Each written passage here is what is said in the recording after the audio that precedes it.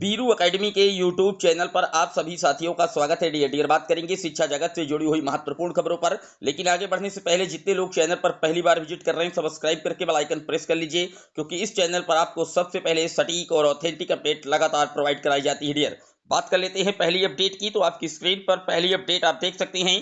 75 जिलों में बनाए गए 2385 केंद्रों पर होगी परीक्षा। सिपाही भर्ती परीक्षा आज से 19 साल भर दबोचे गए। 60,244 पदों पर भर्ती के लिए शनिवार व रविवार को होगी परीक्षा। बायोमेट्रिक वेरिफिकेशन के बाद मिलेगा प्रवेश।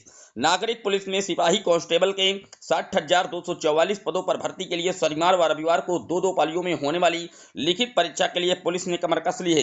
प्रदेश के सभी 75 जिलों में बनाए गए 2385 परीक्षा केंद्रों और उसके आसपास पर कड़े सुरक्षा प्रबंधों के साथ हॉट स्पॉट पर क्यूआरटी तैनात की गई है। परीक्षा में नकल रोकने के लिए एसटीएफ ने भी मोर्चा संभाला हुआ है। तो आप देख सकते हैं यहां पर परीक्षा की पूर्व संध्या पर ही 19 जो साल भर है दबोचे गए हैं और आज प्रदेश की सबसे बड़ी जो भर्ती परीक्षा का आयोजन है वो होने जा रहा है। डियर आप देख सकते हैं प्रदेश की सबसे बड़ी भर्ती परीक्षा आज से सिपाही पद के लिए 15 लाख महिलाओं समेत 48 लाख अभ्यर्थी 2 दिन में शामिल होंगे एग्जाम में। पदों के लिए 75 जिलों में 2385 केंद्रों पर इसकी परीक्षाएं होंगी। डियर परीक्षा की शुचिता बनाए रखने के लिए एसटीएफ को इसकी पूरी जिम्मेदारी सौंपी गई है कि कहीं से कोई किसी भी प्रकार की अप्रिय घटना की खबरें ना आए, जैसे कि पेपर लीक। इस तरीके की पूरी तरीके से नकेल लगाने का जो प्रयास है शासन स्तर से वो फिलहाल किया गया है। बात कर लेते हैं अगली अपडेट की।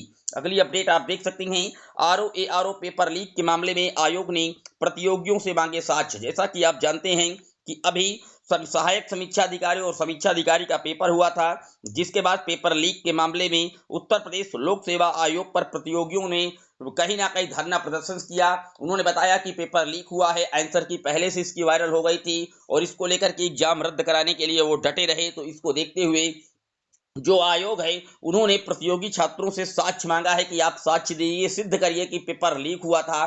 तो उसके बाद जो कहीं ना कहीं कमेटी गठित की गई है, इस तरीके की जो बातें हैं उन पर कुछ कार्यक्रम हो। इसी के क्रम में आप देख सकते हैं यहाँ पर लिखा हुआ है आयोग की ओर से पिछले दिनों आयोजित प्रारंभिक परीक्षा का पेपर सोशल मीडिया पर वायरल हो गया था। गाजीपुर के एक केंद्र पर प्रश्न पत्र का पैकेट पहले ही खोल दिया गया। इसे लेकर के अभ्यर्थियों ने हंगामा किया था।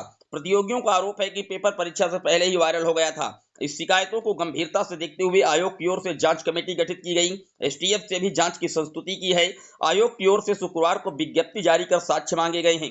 उप सचिव वीरेंद्र मणि त्रिपाठी की ओर से जारी विज्ञप्ति में कहा गया कि इस मामले में किसी के पास कोई साक्ष्य है तो 2 मार्च तक ईमेल आईडी पर भेज सकता है। तो आप ईमेल आईडी देख रहे हैं, यहाँ पर लिखी हुई है, इस पर आप अपने जो साक्ष्य है वो भेज सकते हैं और इसके बाद कहीं ना कहीं जो जांच है वो एंगल से की जाएगी और अगर पेपर लीक की घटना सत्य पाई जाती है तो निश्चित तौर पर आरओ का जो एग्जाम है वो री एग्जाम के रूप में बदल सकता है। डियर बात कर लेते हैं अगली अपडेट की। अगली अपडेट आप देख सकते हैं यहाँ पर लिखा हुआ है कि ईडब्ल्यूएस अभ्यर्थियों के आरक्षण मामले में निर्णय सुरक्षित। मामला जुड़ा है प्रदेश की 69,000 सहायक अध्यापक भर्ती में ईडब्ल्यूएस श्रेणी के अभ्यर्थियों के आरक्षण की मांग में दाखिल याचिकाओं पर निर्णय सुरक्षित कर लिया गया है।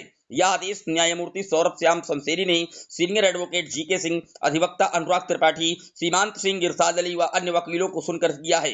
याचिकाओं ने अनुसार 12 मई 2020 को 69,000 सहायक अध्यापक भर्ती परीक्षा 2019 का परिणाम सचिव परीक्षा नियामक प्राधिकारी द्वारा जारी होने के बाद 16 मई 2020 को सचिव बेसिक शिक्षा परिषद ने भर्ती प्रक्रिया प्रारंभ करने की दिशा में काउंसलिंग के लिए अभ्यर्थियों से आवेदन की सूचना जारी की।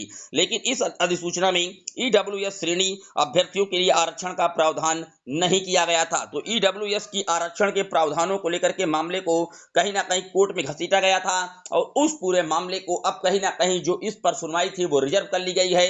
ईडब्ल्यूएस को आरक्षण नहीं दिया गया था। उत्तर प्रदेश में 69,000 प्राथमिक शिक्षक भर्ती में फिलहाल उसका जो जजमेंट है अब वो आएगा, क्योंकि फैसला इसका सुरक्षित कर लिया गया है। बात कर लेते हैं अगली अपडेट की।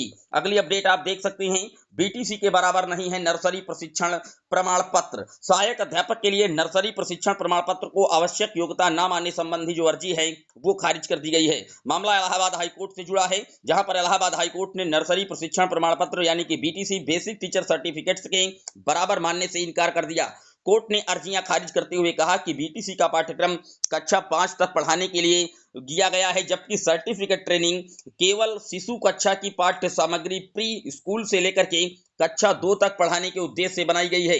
दोनों कोर्स को बराबर नहीं माना जा सकता। तो आप देख सकते हैं, जो सीटी कोर्स था जो उसको पूरी तरीके से बाहर कर दिया गया और बीटीसी 1 to 5 के लिए पूरी तरीके से एलिजिबल किया जा रहा है। आप देख सकते हैं, कोर्ट ने जो अर्जी है उसको पूरी तरीके से खारिज कर दिया है। डियर, बात कर लेते हैं अगली अपडेट की।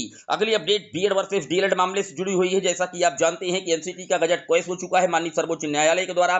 उसके बाद भी अभी जो पेंडिंग भर्तियां हैं, जो फ्रेश रिक्रूटमेंट तो छोड़िए, जो पहले की ऑनगोइंग भर्तियां हैं, जो आउटकम भर्तियां हैं, उन पर जो निर्णय है वो अभी पूरी तरीके से उलझा हुआ है। चूंकि आप जानते हैं कि आने वाली इसी 23 फरवरी को एक महत्वपूर्ण सुनवाई सुप्रीम कोर्ट में होने जा रही है जस्टिस अनिरुद्ध बोस और सुधांशु धूलिया जी के बेंच के द्वारा, क्योंकि एमपी स्टेट ऑफ गवर्नमेंट के द्वारा इस पूरे मामले को क्लैरिफिकेशंस के रूप में सुप्रीम कोर्ट में घसीटा गया है। क्योंकि एमपी वर्ग 3 की शिक्षक भर्ती ऑलरेडी आउटकम थी मध्य प्रदेश की, जहां पर बीएड के हजारों कैंडिडेट सेलेक्ट होकर के प्राथमिक विद्यालयों में सेवाएं दे रहे हैं।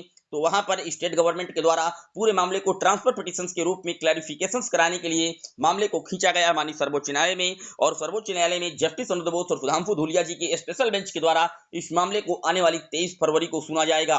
और वहीं से स्पष्ट हो पाएगा कि जो पहले की भर्तियां हो चुकी हैं, जिन राज्यों में भर्तियां आउटकम है या हो चुकी हैं, उन पर बीएड कैंडिडेटों पर किस तरीके का इफेक्ट पड़ेगा।